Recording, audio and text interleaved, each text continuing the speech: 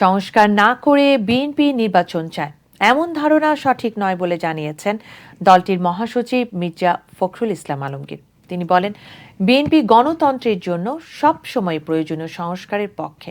নির্বাচন প্রসঙ্গে তিনি বলেন, বিএনপি সংস্কারের বিষয়ে আন্তরিক।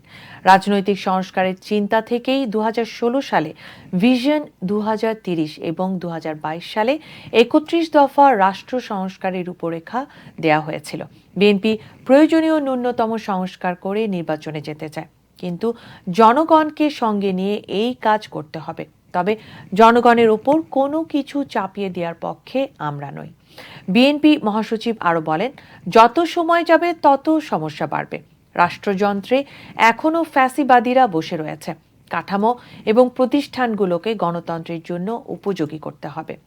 গণতন্ত্রের জন্য ধারাবাহিক প্রতিটি সংগ্রামকেই স্মরণে রাখা দরকার বলেও মন্তব্য করেন তিনি।